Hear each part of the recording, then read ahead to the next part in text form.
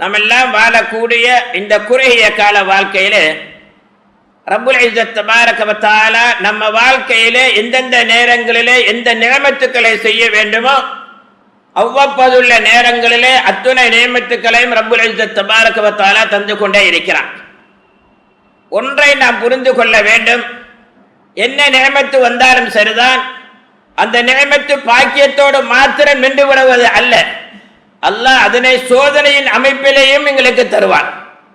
நியமத்து கிடைத்து விட்டது என்பதற்காக வேண்டி நம்மெல்லாம் ரொம்ப ஆடம்பரமான முறையில் நடப்பதோ, நியமத்தை அல்லாஹ் எடுத்து விட்டான் என்பதற்காக வேண்டி நாம் கவலைப்படுவதோ குறை சொல்லுவதற்காக வேண்டி அல்ல. குர்ஆன் தெளிவான முறையிலே சொல்லுகிறது, வனபுலுக்கும் பிஷ்ஷர்ரி வல் கைரி, உங்களுக்கு நாம் அல்லாஹ்வுடைய அருளை கொடுத்தும் சோதிப்போம், அதை சில நேரங்களில் எடுத்தும் சோதிப்போம்.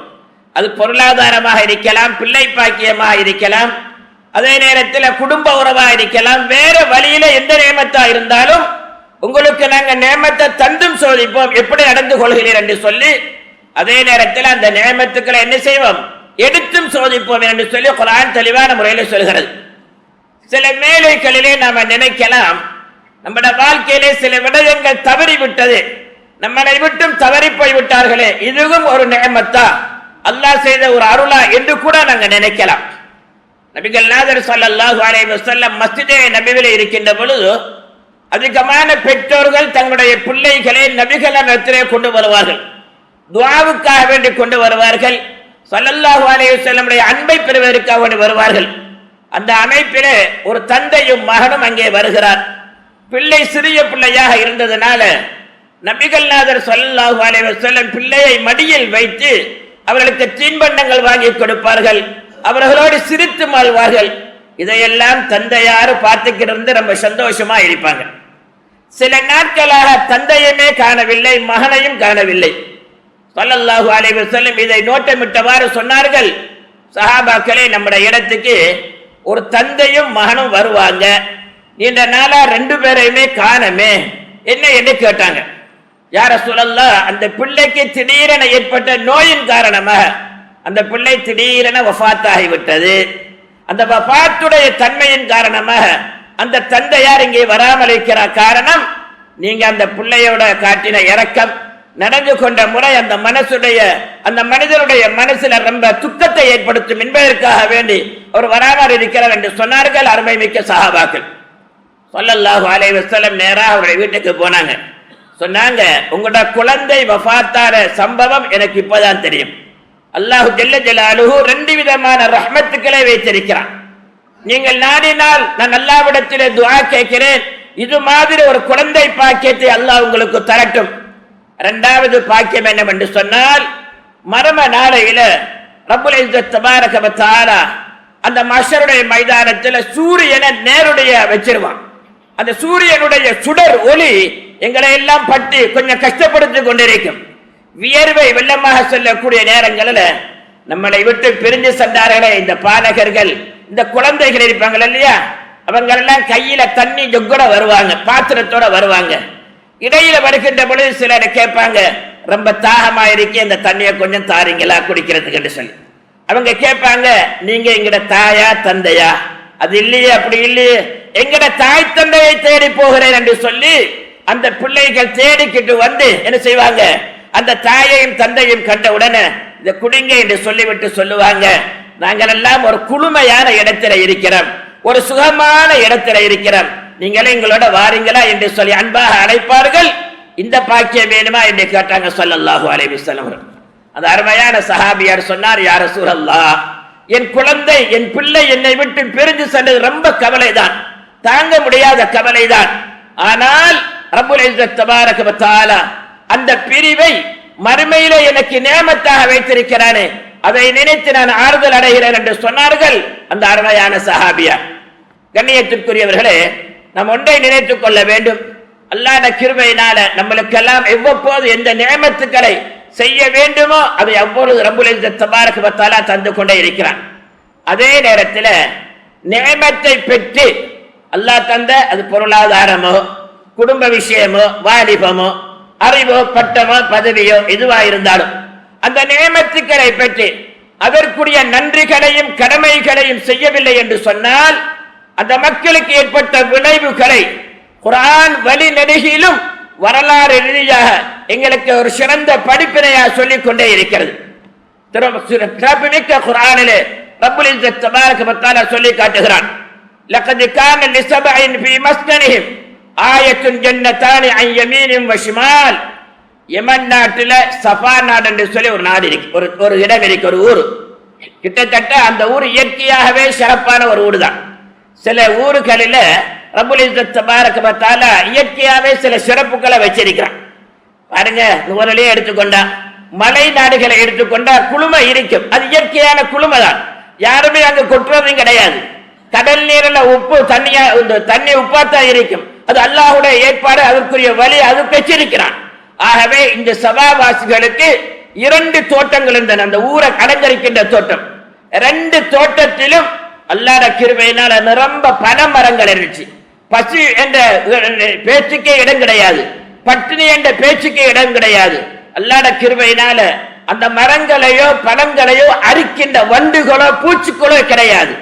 அது மாத்திரமல்ல, அந்த மரங்களுக்கு யாரும் போய் தண்ணி ஊற்ற வேண்டிய அவசியம் இல்லை. அதற்குரிய இயற்கையான வழியையும் ரப்புல் இஸ்ஸத் தபாரக வ தஆலா அங்க வச்சிருக்கிறான். இப்படியெல்லாம் ஒரு பாரிய நேமத்துக்களை ஹக் சுப்ஹானஹு வ தஆலா சொல்லிவிட்டு செய்துவிட்டு என்ன சொல்றான், வஷ்குரு லஹு பல்தத்துன் தய்யிபத்துன் வ ரப்புன் கபூர். இந்த தந்த நன்றிக்கு அல்லாஹ்க்கு நன்றி செய்யுங்க, நன்றி செய்யுங்க. அல்லாஹ் அழகான ஒரு நேமத்தை தந்திருக்கிறான். சில நேரங்கள்ல பாபம் செய்தா கையெண்ணுங்க, அல்லாஹ் போல பொறுப்பான், இஸ்திக்பார் செய்யுங்க என்றெல்லாம் ரப்புல் இஸ்ஸத் தபாரக வ தஆலா சொல்லி வைத்திருந்தான். ஆனால் அந்த மக்கள் காலம் போக போக அல்லாஹ்வுடைய நன்றிகளை மறந்தார்கள், தான் தோண்டித்தனமாக நடந்தார்கள், அல்லாஹ்வுடைய நேமத்துக்களை துரோகம் செய்ய ஆரம்பித்தார்கள். ரப்புல் இஸ்ஸத் தபாரக வ தஆலா வஅர்லு வஅர்சல்னா அலைஹிம் ஸைலல் அரிப். அங்க இருக்கின்ற அரிப் என்ற அணை கட்டிருக்கே, அது அப்படியே உடைப்படுத்திட்டு திடீரென உடைஞ்சு போச்சு. தஃப்ஸீர் உலமாக்கள் எழுதுறாங்க, அந்த அணைக்கட்டுடைய தாப்பரிக்கலிய சுவர், அது பெரிய பெரிய எலிகள் வந்து தோண்ட ஆரம்பிச்சுது. சில தண்டனைகள் சின்ன சின்ன விடயத்தை கொண்டு அல்லாஹ் சோதிப்பான். ஃபிரௌனுடைய காலத்தில் ரப்புல் இஸ்ஸத் தபாரக வ தஆலா சோதனையை பற்றி குர்ஆன் சொல்லுகிறது. தலையில உள்ள பேனை கொண்டு அல்லாஹ் சோதித்தான், சாதாரணமாக தவளையை கொண்டு சோதித்தான். ஒரு தவளையை அடித்து கொண்டால் எத்தனையோ தவளைகள் உருவாகிவிடும். இப்படியெல்லாம் ஃபிரௌனுடைய காலத்தில் ஏற்பட்ட தண்டனையை பற்றி குர்ஆன் தெளிவான முறையில் சொல்லுகிறது. ஆகவே இந்த எலிகளை வைத்து அந்த அணைக்கட்டுடைய சுவர்களை உடைக்க செய்து ரப்புல் இஸ்ஸத் தபாரக வ தஆலா அந்த அணைக்கட்டுடைய நீரெல்லாம் தோட்டத்துக்கு வந்து அந்த தோட்டம் முட்டாகவே அடைந்து விட்டது. ஆங்காங்க பார்த்தா 2 மரம் தான் இருக்கு. ஏன் சொல்லுகின்றேன் என்று சொன்னால், அல்லாஹ் தந்த நேமத்துக்களை, நம்முடைய வாழ்க்கையிலே தந்த சிறப்புகளை நாம் தாண்டோண்டித்தனமாக அல்லாஹ்வுக்கு விரோதமாக பாவிக்கின்ற பொழுது நம்மளுக்கு ஏற்படக்கூடிய விளைவுகள் இது என்பதை குர்ஆன் தெளிவான முறையிலே சொல்கிறது. வத்துலு அலைஹிம் நபஅ அல்லதி ஆதைனாஹு ஆயாத்தினா ஃபன்ஸலஹ மின்ஹா ஃபஅத்பஹு ஷைத்தான். நபியே நாயகமே, பல்ஆம் இப்னு பாஊரா என்ற ஒரு மனிதனுடைய வரலாறு உங்களோட உம்மத்துக்கு நீங்க சொல்லுங்க. இந்த பல்ஆம் இப்னு பாஊரா யாரு தெரியுமா? ஒரு பெரிய மகானங்க. எந்த அளவுக்கு சொன்னா, அந்த ஊர்ல உள்ளவரெல்லாம் போய் சொல்லுவாங்க, பெரிய எங்களுக்கு இப்படியான வாழ்க்கையில சில சிக்கல் இருக்குது, கரைச்சல் இருக்கு, வியாபாரத்தில் பிரச்சனை இருக்குது, நீங்க என்ன செய்யுங்க, எங்களுக்காக வேண்டி துஆ கேளுங்க என்றெல்லாம் சொல்லுவார்கள். அந்த அளவுக்கு மதிக்கப்பட்ட ஒருவர் தான் இந்த பல்ஆம் இப்னு பாஊரா. காலங்கள் செல்ல செல்ல அல்லாஹ்வுடைய நேமத்தை மறக்க ஆரம்பித்தார், நபிமார்களுக்கு எதிராக நடக்க ஆரம்பித்தார். ஃபன்ஸலஹ மின்ஹா. குர்ஆன் அழகா சொல்லுகிறது, ஒரு பாம்பு இருக்கு இல்லையா, அந்த பாம்பு முத்தின உடனே என்ன செய்யணும்னா தன்னுடைய சட்டை அப்படியே கலட்டி வச்சிடும். நம்ம எல்லாம் பார்த்திருக்கோம், ஒரு வெள்ளை துணி மாதிரி எப்படி செய்யும், ஒரு வெள்ளை உர மாதிரி வெளியே வந்துடும். இது மாதிரி ரப்புல் இஸ்ஸத் தபாரக வ தஆலா அந்த பல்ஆம் இப்னு பாஊராவுடைய அந்த நேமத்தை அவ்வளவுமே கலட்டி போட்டான். ஃபஅத்பஹு ஷைத்தான் ஃபகான மினல் காவின். ஷைத்தானுடைய தொடர்ல இருந்தாரு, ஆனா வழிகட்ட கூட்டத்தில் ஆகிவிட்டார் என்று சொல்லி ரப்புல் இஸ்ஸத் தபாரக வ தஆலா ஷரஃபுமிக்க குர்ஆனின் மூலமாக தெளிவான முறையில் சொல்லுகிறான். கண்ணியத்திற்குரியவர்களே, இப்படியெல்லாம் அல்லாஹ் நிஅமத்து நான் சொன்னேன் இல்லையா, வனபுலுக்கும் பில் ஹைரி வஷர். அல்லாஹ் கொடுத்தும் சோதிப்பான், எடுத்தும் சோதிப்பான். கண்ணியத்திற்குரியவர்களே, நம்முடைய வாழ்க்கையில அல்லாஹ் தந்திருக்கக்கூடிய மகத்துவமான நேமத்துக்களில் ஒரு நேமத்து என்ன தெரியுமா? அல்லாஹ் தந்திருக்கக்கூடிய காலங்கள், நேரங்கள், வருடங்கள். நிஅமத்தானி மக்பூரன் ஃபீஹிமா கஸீருன் மினன் நாஸ்.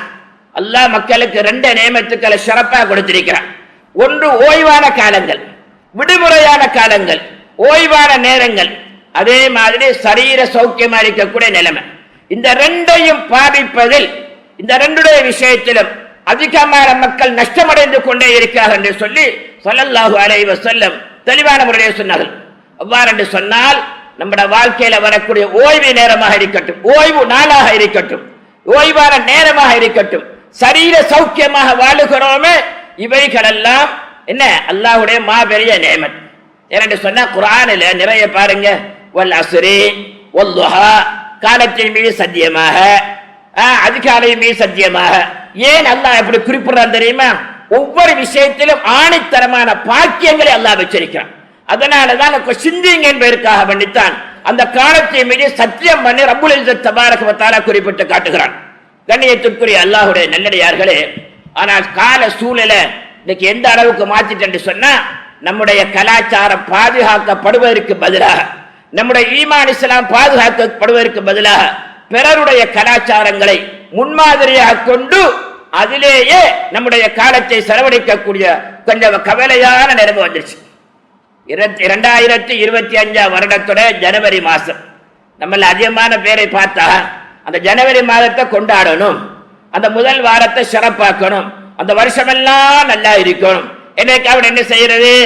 நிறைய பேர் ஹோட்டல்ல ரூம்ல புக் பண்ணி, அங்க புக் பண்ணி, இங்க புக் பண்ணி, லீவு காலத்தை அப்ப கடிக்க பார்க்கறது. இப்படியான சூழ்நிலையில நாம் ஒன்ற சிந்திங்க பாருங்க. இந்த ஜனவரி மாசத்தை கொண்டாடுறதோ, இந்த மாற்று மதத்தவருடைய அவங்களுடைய கலாச்சாரத்தை செய்யணுங்க. எங்களுக்கு அதுல தலை போட வேண்டிய அவசியம் இல்லை. எப்படி நாங்கள் கொண்டாட முடியும்? இந்த ஜனவரி மாசம் என்பது, பிப்ரவரி மாசம் என்பது நம்முடைய கணக்கல்ல, அது ஈசவி கணக்கு. அதாவது கிறிஸ்தவருடைய இயேசு கிறிஸ்துவை பிறப்பாக வைத்து செய்யக்கூடிய நிலைமை. ரப்புல் இஸ்ஸத் தபாரக வ தஆலா மறுமையில ஈசா அலைஹிஸ்ஸலாத்து வஸ்ஸலாம் அவர்களை பார்த்து கேட்கிறார், யா ஈசா அஅன்த குல்த லின்னாஸ் இத்தஹுதூனி வ உம்மிய இலாஹைன மின் தூனில்லாஹ். ஈசா அலைஹிஸ்ஸலாம் அவர்களே, நீங்கள் உலகத்தில் வாழ்கின்ற காலத்துல நீங்களும் உங்களுடைய தந்தை தாயார் மரியம் அலைஹிஸ்ஸலாத்தையும் ரெண்டு நாயனாக, ரெண்டு இறைவனாக வணங்குமாறு நீங்கள் சொன்னீங்களா என்று அல்லாஹ் கேட்கிறான். இயேசு மேரி என்று சொல்லி அவங்க வச்சிருக்கிறாங்களா இல்லையா? எங்களுக்கு ஈசா அலைஹிஸ்ஸலாம் மரியம் அலைஹிஸ்ஸலாத்து வஸ்ஸலாம் அந்த ரெண்டு பேரையும் என்ன செய்ய, நீங்க ரெண்டு பேரும் ரெண்டு இறைவனாக இருக்குமாறு நீங்க சொன்னீங்களா என்று சொல்லி ஈசா அலைஹிஸ்ஸலாம் அல்லாஹ் கேட்கிறான். ஈசா அலைஹிஸ்ஸலாத்து வஸ்ஸலாம் சொல்றாங்க, ஃபலம்மா தவஃபைதனி குந்த அன்த ரகீப அலைஹிம். யா அல்லாஹ், உலகத்தை விட்டு நான் மறைந்ததுக்கு பின்னால அந்த மக்கள் எப்படி கொண்டாடினாங்க, என்னுடைய விஷயத்தில் என்ன கலாச்சாரத்தை பின்பற்றினாங்க என்பது பற்றி எனக்கு தெரியாது, நீயே அனைத்தும் அறிந்தவர் என்று சொல்லி ஈசா அலைஹிஸ்ஸலாத்து வஸ்ஸலாம் சொல்லிடுறாங்க.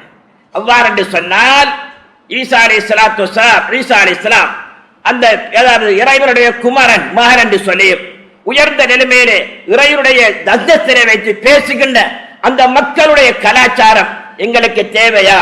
நாங்க அதை கொண்டாடலாமா? அதற்காக பணம் செலவழிப்பது பொருத்தமா என்பதை இந்த நல்ல நேரத்திலே சொல்லி வைக்க விரும்புகிறேன். சில பேர் லீவு நாள் எப்ப வரும் அதற்காக வேண்டியே பணம் சேர்ப்பாங்க, அதற்காக வேண்டிய ஏற்கனவே ஹோட்டல்லாம் புக் பண்ணி வச்சிடறாங்க. இதனுடைய விளைவுகள் என்ன என்பதை நம்ம பின்னால பார்ப்போம். கண்ணியத்திற்குரியவர்களே, ஈசா அலைஹிஸ்ஸலாம் பிறந்துட்டாங்க. உலகத்தில் பிறந்து அடுத்த நிமிஷம் பேசின சில நபர்கள், சில பிள்ளைகளில ஈசா அலைஹிஸ்ஸலாம் அவர்களும் சிறப்பு மிக்க ஒருவர். ஈசா அலைஹிஸ்ஸலாம் பிறந்துட்டாங்க, மரியம் அலைஹிஸ்ஸலாம் தப்பா பத்திட்டாங்களே என்று சொல்லி அந்த அவருடைய வீட்டார்கள் அந்த ஊருக்காரெல்லாம் வந்துட்டாங்க. பாசாரத்தி இலையா மரியம் அலைஹிஸ்ஸலாம் என்ன செஞ்சாங்க? ஈசா அலைஹிஸ்ஸலாத்தின் பக்கம் காட்டினாங்க, அந்த குழந்தையோடு பேசுங்கன்னு சொல்லி. ஈசா அலைஹிஸ்ஸலாம் குழந்தையா இருக்கின்ற, பாலகனா இருக்கின்ற பொழுது பேசினார். கால இன்னி அபுதுல்லாஹ், நான் அல்லாஹ்வுடைய அடிமை, நான் குமரன் அல்ல, அல்லாஹ்ட இறைவன் அல்ல, அல்லாஹ்வுடைய அடிமை. ஆத்தானியல் கிதாப, எனக்கு அல்லாஹ் வேதத்தை தந்திருக்கிறான், என்னை நபியாக அனுப்பியிருக்கிறான், தொழும்படியும் என் பொருளாதாரத்திலே ஜகாத்து கொடுக்கும்படியும் அல்லாஹ் சொல்லி இருக்கிறான் என்று சொல்லி அந்த பாலகனா இருக்கிற சமயத்திலேயே ஈசா அலைஹிஸ்ஸலாத்து வஸ்ஸலாம் சொல்லி இருப்பாங்க என்று சொன்னால், உலகத்தில் வந்த எந்த நபியும் சொல்லல்ல நாங்கள் எல்லாம் இறைவனுடைய மகன் என்று சொல்லி. இறைவனுடைய குடும்பத்தை சார்ந்தவன் சொல்லல. நாங்க எல்லாம் ஓதுறோம் தானேங்க. குல் ஹுவல்லாஹு சூரத் ஓதுறோம். சூரத்துல் இஹ்லாஸ், அல்லாஹு ஸமது லம் யலிது வலம் யூலத். அல்லாஹ் அனைத்தையும் விட்டு தேவையற்றவன். அவனுக்கு பாப்பா அம்மா இல்ல, குடும்ப மனைவி மக்கள் இல்ல. ஓதுறமா இல்லையா?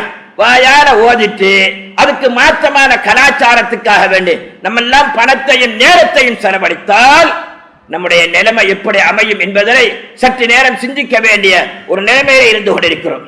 கண்ணியத்திற்குரிய அல்லாஹ்வுடைய நல்லடியார்களே, அமெரிக்காவினுடைய மிக முக்கியமான நூலகம் லைப்ரரி, அதுக்கெல்லாம் பொறுப்பா இருந்தவர் தான் ஜோன் ஜெப்ரைல் என்று சொல்லி ஒரு நபர், ஒரு கிறிஸ்தவ நபர். அந்த அவருக்கு அந்த பணிப்பாளருக்கு அரசு, அமெரிக்காவுடைய மத்திய அரசு கால் பண்ணுது. என்ன சொல்லுது?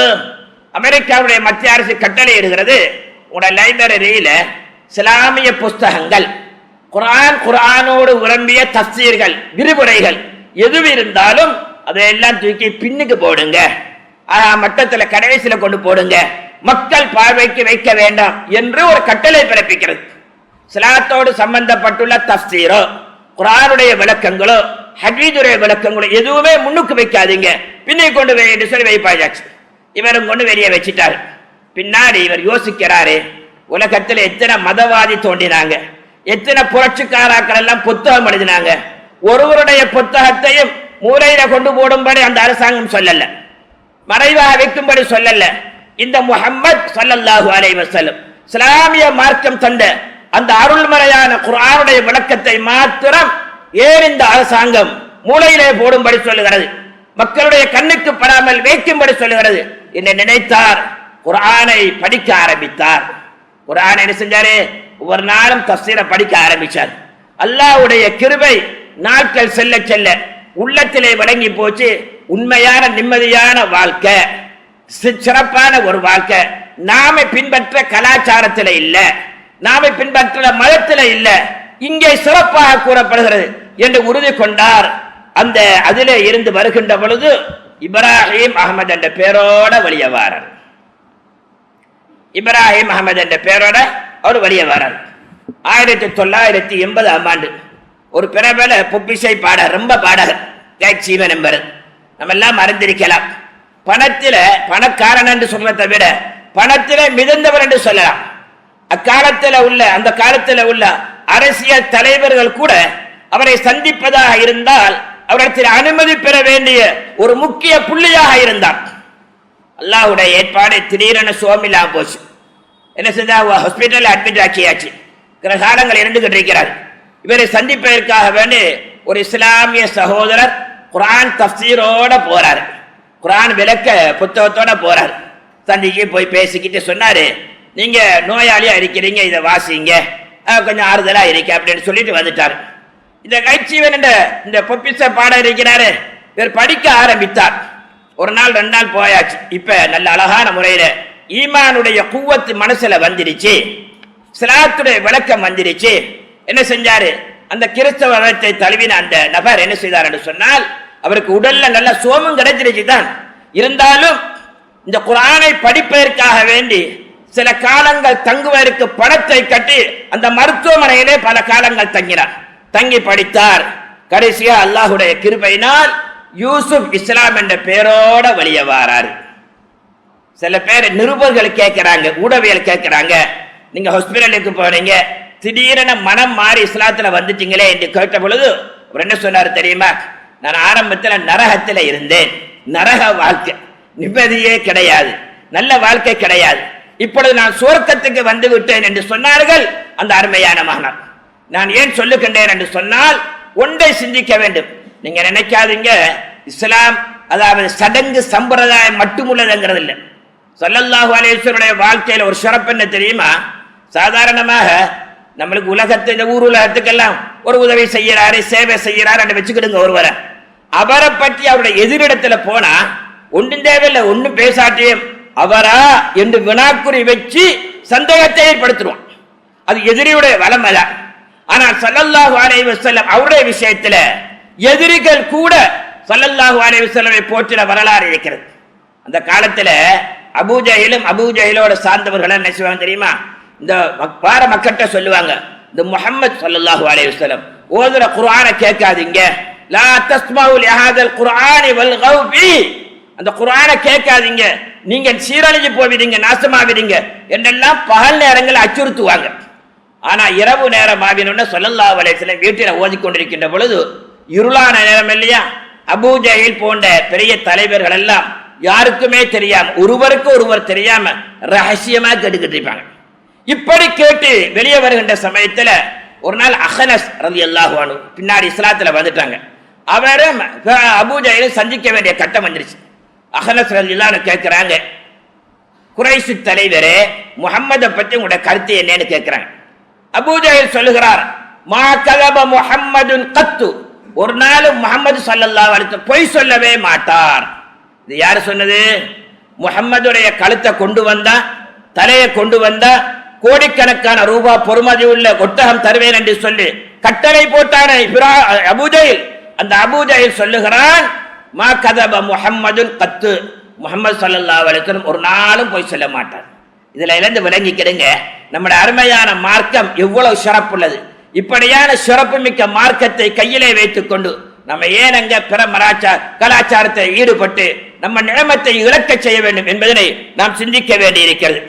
கண்ணியத்திற்குரியவர்களே, சில நேரங்கள்ல யோசிப்பாங்க, என்ன செய்யற, நாங்க உழைச்சி எங்கட பணம், நாங்க கஷ்டப்பட்டு உழைச்சிருக்கிறோம், லீவு நாள கொஞ்சம் ஜொலியா கொண்டாடணும் இல்லையா, என்னதான் இருக்கிற என்று கூட அங்க நினைக்கலாம். அல்லாஹ் பாதுகாக்க வேண்டும். இப்படி கொண்டாட்டங்கள்ல நடைபெறக்கூடிய சில விபரீதங்கள் நிறைய இருக்கிறது. அதுல ஒன்று என்ன தெரியுமா, ஜினாவுடைய விஷயங்கள் நிறைய இருக்கு. நான் கேள்விப்பட்டு சில இடங்கள்ல ஒரு பில்டிங் கட்டியால பனிமறைன்னு வச்சிருக்கிறாங்க. ஜனவரி மாசம் பனி பெய்யும், ஆகவே அது மாதிரி செட் பண்ணி வச்சு அதுக்குள்ள ஆண்களும் பெண்களும் அரைக்குறை ஆடையோடு உள்ளுக்குள்ள டான்ஸ் ஆடலாம். இன்றைக்கே வந்துட்டேங்க, எப்படி ஒரு ஆணும் பெண்ணு யாரோட போகலாம் என்ற அளவுக்கெல்லாம் கதை பரப்பப்பட்டு போய்விட்டது. ஆகவே அந்த இடத்துல நீங்க பணத்தை கொடுத்து ஒரு விபச்சாரத்துடைய நிலையத்துக்கு நீங்க போறீங்க. அல்லாஹ் பாதுகாக்க வேண்டும். ஸல்லல்லாஹு அலைஹி வஸல்லம் தெளிவான முறையில் சொன்னார்கள், அதாவது அழகான முறையில் சொன்னார்கள், இன்னல் லப்த யுஹ்ரமு ரிஸ்குல் கதீர், ஒரு மனிதனுக்கு அல்லாஹ் வரக்கூடிய நிஅமத்துக்கள், பொருளாதாரங்கள், சிறப்புகளை அல்லாஹ் தடை செய்கிறான். இதனால தெரியுமா, பிதன்பின் யுஸிபுஹு, இந்த தன்பு என்கிறதுக்கு பாவம் என்கிறதுக்கு தஃசீர் உலமாக்கள் எழுதுகின்ற கருத்து ஜினாவின் மூலமாக. ஜினாப் என்று சொன்னா நாங்க ஜினா செய்யறோம்ங்கிறது அல்ல. இன்னைக்கு மஸ்ஜிதில் கூட என்ன செய்யறாங்க, சில பேர் போன் எடுத்துக்கொண்டு வந்து ஏதோ பேருக்கு ஜும்மாக்கு வந்தோம் என்று சொல்லி ஒரு மூலையை பிடிச்சாச்சு 4 பேரை சேர்ந்து ஆபாச படங்களை பார்த்து அநியாயப்படுகின்ற ஒரு கால நிலைமை வந்துச்சு. அல்லாஹ் பாதுகாக்க வேண்டும். இது எங்களுக்கு ஒரு ஜொலியா இருக்கலாம், பணத்தை கொடுத்து போய் அங்க பனிமலையில் இருப்பது ஒரு ஜொலியா இருக்கலாம். ஆனால் அதனுடைய கெடுதி என்ன தெரியுமா, அல்லாஹ்வுடைய கிருபை, ரப்புல் இஸ்ஸத் தபாரக வ தஆலா நம்மளுக்கு வர வேண்டிய அந்த அருமையான பாக்கியங்கள் இழக்கப்படக்கூடிய நிலைமை வருகிறது என்பதை நீங்கள் எல்லாம் செலவழிச்சு புக் பண்ணி போறீங்களே, ஞாபகப்படுத்திக் கொள்ளுங்க. அதனால நாங்க சுற்றுலா போகக்கூடாதா என்று கூட நீங்க நினைக்கலாம். இஸ்லாத்துல சுற்றுலா போக சொல்லிதான் இருக்கு. அப்பலம் யஸீரு ஃபில் அர்தி ஃபயன்துரு கைஃப கான ஆகிபத்துல் லதீன மின் கப்லிஹிம், நீங்க சுற்றுலா போங்க, அல்லாஹ்வுடைய குதிரத்தை பாருங்க, அநியாயம் செய்தவர்கள் எப்படி அழிக்கப்பட்டார்கள் என்பதை சிந்தியுங்க, போங்க, அதுக்கு தடை இல்லை. ஆனால் அது இபாதத்தாக இருக்கணும். அதே நேரத்தில் அது பாவத்துக்கு வழியாக வரக்கூடாது என்பதுதான் இஸ்லாத்துடைய கருத்து என்பதை நாம் புரிந்து கொள்ள வேண்டி இருக்கிறது. கண்ணியத்திற்குரிய அல்லாஹ்வுடைய நல்லடியார்களே, இப்படியான விபச்சாரத்தின் மூலமாக நிறைய பேரக்கூடிய விடை என்ன தெரியுமா, யுத்ஹிபுல் பஹா, உங்களோட முகத்துல உள்ள அழகை அல்லாஹ் எடுத்துடுவான். முகம் மலர்ச்சி இல்லாம போயிடும், வாழ்க்கையில கஷ்டம் வர ஆரம்பிச்சிடும்.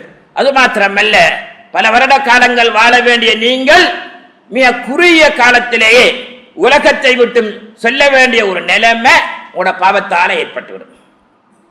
எப்பொழுதுமே அல்லாஹ்வுடைய அந்த குத்தம், அந்த கோபம் உங்களுக்கு இருந்து கொண்டே இருக்கும் என்று சொல்லி ஹதீஸுடைய விளக்கங்கள் தெளிவான முறையில் சொல்கிறது. லா யஸ்னி ஸானி ஹீன யஸ்னி வஹுவ முஅமின் வலா யஷ்ரிபு ஷாரிபு ஹீன யஷ்ரிபு வஹுவ முஅமின். ஒரு மனிதன் விபச்சாரம் செய்கிறான் அல்லது மதுபானம் அருந்துகிறான், இது ரெண்டும் அங்க நடக்கிற வேலை தானேங்க. மதுபானம் அருந்துகிறதும் ஜினாவுடைய விஷயங்கள் எல்லாம் அங்க நடக்கத்தான் செய்யும். அவை மதுபானம் அருந்துகிறான், அதே நேரத்தில் விபச்சாரமும் செய்கிறான். இப்படியான காலகட்டங்களில் இவருடைய ஈமான் இருக்க இல்லையா, அது பிடுங்கப்பட்டு அவன் தலைக்கு மேலால இருக்கு, பிடுங்கப்பட்டு. அல்லாஹ் பாதுகாக்க வேண்டும். வேறு குடிச்சு ஹார்ட் அட்டாக் வந்து மௌத்தா போயிட்டார் சொன்னா என்ன உத்தரவாதம் அங்க ஈமானோட மௌத்தா இருக்கிறார் என்று சொல்லி அல்லாஹ் பாதுகாக்கும். இதைத்தான் உங்கள் மத்தியில் சொல்லி வைக்கிறேன். மௌத்துக்கு வயது இல்லை, வயசாளி என்பது கிடையாது, வாலிபம் என்பது பார்க்க முடியாது. எல்லாருக்கும் மௌத்து இந்த நேரங்களில் வருமோ தெரியாது. எனவேதான் இப்படியான சூழ்நிலையில இப்படியான பாவங்களுக்கு நாங்கள் உள்ளாக்கப்படுகிறோம் என்பதனை நாங்கள் புரிந்து கொள்ள வேண்டியிருக்கிறது. சில பேர் சொல்லுவாங்க, நாங்க உழைச்சோம், நல்லா சீசன் காலத்தில் நிறைய உழைச்சிருக்கு, நல்ல முறையில் கொண்டாடு, ஜொலியா இருக்கணுமா இல்லையா, வயசானத்துக்கு பிறகு ஜொலி கொண்டாடுறதா என்று கூட நினைக்கிறான். கண்ணியத்திற்குரிய அதுக்கு சாதாரணமாக நம்ம கருத்துல சொல்லுவாங்க, இந்த மை கார் மை பெட்ரோல் என்று சொல்லுவாங்களே சில பேர், அது மாதிரி தான் இருக்கும். என்ற பணம் என்ற வாகனம் நான் வேண்டிய மாதிரி செலவழிக்கலாம். குர்ஆன் தெளிவான முறையில் சொல்லுகிறது. இதே வார்த்தையைத்தான் அன்று ஃபிரௌனுடைய மிக மந்திரியாக இருந்த ரொம்பவே உயர்ந்த நிலைமையில் இந்த காரூன் சொன்ன வார்த்தை. அல்லாஹ்வுடைய கிருபையினால காரூனுக்கு எல்லா வசதியும் இருக்கு, அளவு ரொம்ப அழகான மனுஷன், அவர் அறிவு கொடுக்கப்பட்டது, பணத்துடைய திறப்புக்களை கூட அவருடைய ஹஜானாவுடைய திறப்புக்களை கூட பல 100 ஒட்டைகள் சுமக்கக்கூடிய அளவுக்கு இருந்துச்சு. அவர் தெருவால போக்குல சில பேர் சொல்லுவாங்களா, யாழை தனி மிதிலமா ஊத்திய காரூன், இந்த காரூனுக்கு என்னப்பா குறை இருக்கு, வேண்டிய மாதிரி செலவழிக்காம மனுஷன் எது எது செய்யணுமோ அதெல்லாம் செஞ்சுக்கிட்டு போறான், ஆனா எங்களுக்கு தான் இல்லையே என்று மக்கள் அதாவது பேசக்கூடிய அளவுக்கு காருடைய நிலைமை இருந்துச்சு. அந்த சமயத்திலே தான் அந்த காலத்து நபிமார்கள் சொன்னாங்க, அதாவது குர்ஆனுடைய வசனம், காரூனே அல்லாஹ் உனக்கு தந்தத்தை வச்சு மறுமைக்கு தேவையானதை சேர்த்துக்க, மறுமைக்கு தேவையானதை நீ வேண்டிக்க. வலா தன்ஸ நஸீபக ஃபித் துன்யா, உலகத்தில எது செய்யணுமோ அந்த அருமையான காரியங்களை உலகத்தில செய்ய மறந்துடாத. வஅஹ்சின் கமா அஹ்ஸனல்லாஹ், அல்லாஹ் உனக்கு தந்த மாதிரி அல்லாஹ்வுடைய கடமையை நீ அழகா செஞ்சிரு என்று அந்நிலைமத்துக்களை அனுபவிக்கிற முறைகள் அந்த மக்கள் சொன்னாங்க. அது ஏற்றுக்கொள்ற மாதிரியே கிடையாது. காலங்கள் சொல்ல சொல்ல அட்டகாசம், அநியாயம், அல்லாஹ் தந்த நேமத்துக்களுக்கு மாறு செய்யற விஷயம் வந்து கொண்டே இருந்தது. கடைசி என்ன செய்ய அவன் என்ன சொன்னான் தெரியுமா, கால இன்னமா ஊத்தீது அலா இல்மிக், இது யாரும் தந்த பணம் இல்லையே, எந்த அறிவால எந்த முயற்சியால நான் உழைச்ச பணம், வேண்டிய மாதிரி நீ செலவழிக்கலாம், இது கேட்கறதுக்கு யாருக்கும் கட்டுப்பாடும் இல்லை, யாருக்கும் கடமையும் அல்ல என்றெல்லாம் காரணம் சொல்ல ஆரம்பித்தான். கடைசி என்னவாச்சு, குர்ஆன் சொல்லுது, காலம் போக போக ஒரு பெரிய பூகம்பம் ஏற்பட்டு எல்லாமே உள்ளுக்கு அமுக்கியாச்சு. இப்ப யாரெல்லாம் காரூன் மாதிரி இருக்கணும், காரூன் மாதிரி எனக்கு பொருளாதாரம் வேணும் என்று சொன்னாங்களே, அவங்க என்ன சொன்னாங்க தெரியுமா, லௌலா அம்மன்னல்லாஹு அலைனா லகஸப பினா, அல்லாஹ் எங்களுக்கு பெரிய உதவி செஞ்சிருக்கிறான், இல்லை என்று சொன்னால் நாங்களும் சேர்ந்தா பூமிக்கு அமுங்க வேண்டி வரும், அவரோட சேர்ந்து இருந்தா நாங்களும் சேர மாட்டோம். இது ஃபிரௌனுடைய அந்த காரூனுடைய அருமையான வார்த்தை, சிறப்பான வார்த்தை, அவருடைய முறையில அது வார்த்தையா இருந்துச்சு. குர்ஆன் சொல்லுது எங்களுக்கு. சில நேரங்களில் இப்படியும் இருக்கங்க, சில பேர் சொல்லுவாங்க, என்ன செய்யற, நானும் நண்பனும் பழகிட்டோம், அம்பை ஆளுவோம் மாதிரி, என்ன செய்யற, அவரு புக் பண்ணிட்டாரு, போய்த்தான் ஆகணும், அதனால மார்க்கம் எல்லாம் பொருள் வச்சுக்கிடுவோம், இப்ப கொஞ்சம் போயிட்டு வருவோம் என்று கூட நினைக்கலாம் இல்லையா. ஸல்லல்லாஹு அலைஹி வஸல்லம் தெளிவான முறையில் சொன்னார்கள், அல்லாஹ்க்கு பொருத்தம் இல்லாத விடயம் உன் நண்பனை திருப்திப்படுத்த வேண்டும் என்பதற்காக வேண்டி செய்கிறாய், ஆனால் அல்லாஹ் வெறுப்பான விஷயம், ஒரு காலத்தில் அல்லாஹுடைய வெறுப்பை சம்பாதித்த நீ உன் நண்பரை சந்தோஷப்படுத்த வேண்டும் என்று சொல்ல அந்த விரயத்தை வைத்து ஒரு காலத்தினுடைய நண்பர் உன்னை ஏச ஆரம்பிப்பான், உன்னால்தான் நான் சீரழிஞ்சேன் என்று சொல்லக்கூடிய நிலைமை அல்லாஹ் உருவாக்குவான்.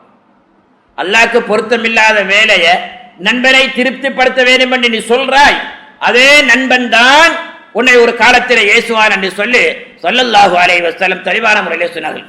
கண்ணியத்திற்குரியவர்களே, எல்லாருக்கும் நண்பன் மாறி இருக்கு. ஒரு நண்பன் எப்படி இருக்குன்னு தெரியுமா, ரசூலுல்லாஹி ஹதீஸ், மிசுரல் யதைனி, 2 கை மாதிரி இருக்கணும், கையில 2லையும் ஊத்தப்பட்டிருக்கு, அழுக்கு இருக்கு, கையை கழுகும் பொழுது ஒரு கை எப்படி மற்ற கையை தேய்ச்சி கழுகுதோ இது மாதிரி உன்னுடைய கெட்ட குணங்களை அவனுடைய தவறுகளை திருத்தி நடக்கின்ற நண்பர்களை பார்த்துக்கிடுங்க. இல்ல நீ வட்டி எடுக்கக்குள்ள அவன் ஆமா சாமி போட்டான், அவனுக்கு வாசலிக்க இல்லையா, அவன் குடிக்கின்ற போது இன்னும் ஏற்றின நீ குடி என்று சொல்லி இப்படியான லீவு நாட்களை தவறான வழியிலே பாவிக்கின்ற பொழுது அவனும் சேர்ந்து உனக்கு ஒத்துழைச்சானே இப்படியான நண்பர்களை பற்றி நீங்க மறுமையில நரகத்துல கவலைப்பட வேண்டும். அல்லாஹ் யௌமஇன் பஅதுஹும் லிபஅதின் அதுவு. நண்பர்கள் சில பேருக்கு சில பேர் எதிரிகள் என்று குர்ஆன் சொல்லுது. நரகத்தில் இருந்துட்டு அவன் கேட்பான், வலா சதீகின் ஹமீம், உலகத்தில் என்னை காப்பாற்றுற நண்பன் இல்லாமல் போச்சு, இல்லை என்று சொன்னா இந்த நரகத்துக்கு வர வேண்டிய அவசியம் இல்லை என்று அலறக்கூடிய ஒரு நிலைமை ஏற்படும் என்று சொல்லி குர்ஆன் தெளிவான முறையில் சொல்கிறது. கண்ணியத்திற்குரிய அல்லாஹ்வுடைய நல்லடியார்களே, நம்ம ஒன்றை சிந்திக்கணும். 1890 வருஷம் 1890 ஏடின் என்று சொல்லக்கூடிய ஒரு யூத அறிஞர், அவன் ஒரு புஸ்தகம் எழுதினாங்க. இதெல்லாம் அறிஞர்களுக்கான சொல்ல நீண்ட வரலாறு இருந்தாலும் வரலாறை கொஞ்சம் படிக்க வேண்டி இருக்கிறது. அந்த புத்தகத்தில் என்ன எழுதினான்னு தெரியுமா? யூதர்களே, நம்மளுக்கெல்லாம் ஒரு தனி நாடு இல்லையே, இது என்ன செய்யற என்று சொல்லி அது சம்பந்தமான விளக்கங்களை எழுதி அந்த காலத்தில் இருந்த யூதர்களுடைய அறிஞர்களுக்கு ரகசியம் அனுப்பிட்டான். 5 வருஷம் படிப்பதற்கு சந்தர்ப்பம் கொடுத்தான். 5 வருஷம். 5 வருஷத்துக்கு பின்னால சுவிட்சர்லாந்தில் யூதர்கள் கூட்டம் ரகசியமாக நடந்துச்சு. அதில் எல்லாரும் அபிப்பிராயம் தெரிவிச்சாங்க. இப்போ என்ன செய்யணும் என்று சொன்னால், அங்கே ஒரு அபிப்பிராயம், எங்களுக்கு ஒரு தனி நாடு வேண்டும். அந்த தனி நாடு எப்படி அமைஞ்சிருக்கணும் என்று சொன்னால், அதாவது அந்த லத்தீன் மொழியில் எழுதப்பட்ட அந்த புஸ்தகம் அது எகிப்து, ஜோர்டான், பலஸ்தீன் அப்படி உள்ளடங்கின மாதிரி நாடாக வரணும். இப்போ இல்லை, 1820 போட்ட திட்டம் அது. இப்படி திட்டத்தில் அப்படி வச்சு சொன்னா என்ன செய்யறேன்னு சொல்லி, ஆமா அவங்கள எப்படி சரி திருத்தணுமே. முதலாவதாக கொள்கை விளையத்தில் பிரச்சனை ஏற்படுத்தும். ஒவ்வொரு கொள்கை இருக்குதானே, அந்த கொள்கையில பிரச்சனை ஏற்படுத்தி இயக்கங்களை ஏற்படுத்தி அவங்களை பிரிச்சிடலாம். 2வது என்னவென்று சொன்னால், அவங்களோட அருமையான கலாச்சாரத்தை உடைக்கக்கூடிய வழிகளை கொடுப்போம். அந்த 2ஐயும் வச்சு பயன்படுத்தணும். அப்பையும் சில பேர் கேட்கிறாங்க, சரி நம்ம இதெல்லாம் செய்யக்குள்ள மக்கள் கொதி சொல்லுவாங்களே, இவனெல்லாம் இஸ்லாத்துக்கு விரோதத்துக்கு வாரான், எங்கட கலாச்சாரம் அப்படி இல்லை என்று சொல்லுவாங்களே. அந்த சமயத்திலே தான் அந்த சிக்மன் என்று சொல்லி ஒரு மன உளவு ரீதியான ஒரு மருத்துவர் இருந்தார், ரொம்ப பெரியவர். அவர் சொன்னாரு, அதை நான் பார்த்துக்கொள்றேன். அவருடைய திட்டம் என்ன தெரியுமா? எந்தெந்த ஆபாசங்கள், எந்தெந்த நடனங்கள், இவைகளெல்லாம் மக்கள் மனதை ஆபாசத்தின் பக்கம் இழுக்குமோ அத்துணை நாகரிகங்களையும் கொண்டு போட்டா திரும்பிடுவாங்க அப்படி என்று சொல்லி சொன்னார். இன்னைக்கு நடக்குதா இல்லையா? 100 வருஷத்துக்கு மேலால போட்ட திட்டம் இன்றைக்கு அவங்களுடைய திட்டம் நிறைவேறப்பட்டு விட்டு. அல்லாஹ்வுடைய நல்லடியார்களே, அந்த திட்டத்தில் ஒன்றுதான் இப்படியான பெருநாட்களை, அந்த வருடங்களை கொண்டாடக்கூடிய கலாச்சாரங்கள், பர்த்டே கொண்டாடுறது, அசிங்கமான கலிசனை போடுறது, கொண்ட முடி வெட்டுறது எத்தனை விதம் இருக்கா இல்லையா? இவைகள் எல்லாம் போட்ட திட்டத்துடைய தொடர் வந்து கொண்டே இருக்கிறது என்பதை நாம் மறந்து கொள்ள வேண்டியிருக்கிறது. கண்ணியத்திற்குரியவர்களே, ஹாரூன் அல் ரஷீத் ரொம்ப பெரிய மனுஷன், ரொம்ப ஒரு பெரிய அறிஞரும் கூட, ஒரு பெரிய ஒரு மன்னரும் கூட, சகல வளமும் கொண்டவர். கடைசியாக நோய் வந்துருச்சு. அவர் நினைச்சுக்கிட்டாரு, இதுக்கு பின்னாடி நான் தப்ப முடியாது அப்படி என்று சொல்லி, அதனால சொன்னார், பணியாட்களை பார்த்து சொன்னாரு, நீங்க கொண்டு போய் இந்த நம்ம மாளிகை இருக்கு இல்லையா, அந்த மாளிகையும் அதோடு சேர்ந்த தோட்டங்கள் இருக்குதானே அரசாங்கத்து, அதெல்லாம் கொஞ்சம் காட்டுங்கன்னு சொன்னார். எங்க பணியாட்கள் கூட்டிக்கிட்டு போய் காட்டிக்கிட்டே வந்தாங்க. கடைசியாக அவருடைய வார்த்தை என்னவென்று சொன்னால், அவர் சொன்னாரு, மா அகுனா அன்னி மாலியா ஹலக்க அன்னி சுல்தானியா. யாரு? ஹாரூன் அல் ரஷீத். சிலாத்துக்கு பெரிய சேவை செஞ்சவர், ஒரு பெரிய மன்னர். எல்லாத்தையும் பார்த்துட்டு வந்து விளங்கி போச்சு, கடைசி நோய் தான் இது, இதுக்கு பின்னாடி நம்ம தப்ப முடியாது. சில நோய்களை பார்த்தா அது கடைசியில் ஒன்று மௌத்துலா முடியும் இருக்கும் இல்லையா, அது மாதிரி தான். கடைசியார் சொன்னார், மா அகுனா அன்னி மாலியா, நான் சேகரித்த பொருள் எதுவுமே எனக்கு செல்லுபடியாகாது, பிரயோஜனப்படாது. குர்ஆனுடைய வசனம், ஹலக்க அன்னி சுல்தானியா, என்னுடைய ஆட்சியும் அழிந்தே விடும், இதுதான் கடைசி நிலைமை. இந்த வார்த்தையை அந்த ஹாரூன் அல் ரஷீத் சொன்னதை தஃசீருடைய உலமாக்கள் தெளிவாக எழுதுறாங்க. கண்ணியத்திற்குரியவர்களே, சிந்திக்க வேண்டிய ஒரு காலத்திலே இருக்கிறோம். அல்லாஹ் பாதுகாக்க வேண்டும், தண்டனையை தந்துவிடக் கூடாது. அண்மையில நான் ஒரு இடத்துல போயிருந்தேன், இந்த தேங்காய் சம்பந்தமா கொஞ்சம் பேச்சு வந்துச்சு. தேங்காய் சம்பந்தமா சொன்னாங்க, பாருங்க குரங்கு பிக்குது, அது அந்த காட்டிய அணில் வந்து அதை குடிச்சுக்கிட்டு போகுது, சில வண்டுகள் வந்து மரத்தை அரிக்குது, இப்படி எல்லாம் தொடரா சொல்லிக்கிட்டு இருந்தாங்க. அந்த சமயத்துல யோசிச்சேன், ஃபிரௌனுடைய காலத்துல இந்த பேனை கொண்டு தவளையை கொண்டு அல்லாஹ் சோதிச்சான் இல்லையா, அது மாதிரி ஒரு சோதனையை தந்திருக்கிறானோ தெரியல என்று நினைக்கக்கூடிய அளவுக்குத்தான் இன்றைய காலகட்டம் இருக்கு. எனவேதான் அருமையான வாலிபர்களே, நல்லவர்களே, சிறந்தவர்களே, இஸ்லாமியர்களே, அல்லாஹ் தந்த நியமத்துக்களை அவன் இப்படியே விரும்புகிறானோ அந்த முறையிலே பாவித்து அல்லாஹ்விடத்தில் ரஹ்மத்து பெற்ற மக்களாக ரப்புல் இஸ்ஸத் தபாரக வ தஆலா நம் அனைவரையும் ஆக்கி அருள்வானாக. யா அல்லாஹ், எங்களுடைய பாவங்களை மன்னித்தருள்வாயாக. எங்களுடைய பெற்றோர்கள் குடும்பத்தினரின் பாவங்களை மன்னித்தருள்வாயாக. நீ தந்த நேமத்துக்களை சிறப்பான முறையிலே பாவிக்கக்கூடிய மக்களாக ஆக்கி வைப்பாயாக. எங்களுடைய துஆக்களை கபூல் செய்தருள்வாயாக. இந்த நாட்டிலே சமாதானமும் சந்தோஷமும் நிலவை நீ கிருபை செய்தருள்வாயாக. எங்களை விட்டு பிறகு சென்ற தாய் தந்தையுடைய கபர்களை வெளிச்சமாக்கி வைப்பாயாக. எங்களுடைய இறுதி நேரத்தை களிமாவோடு ஃபாத்தாகக்கூடிய பாக்கியத்தை தந்தருள்வாயாக.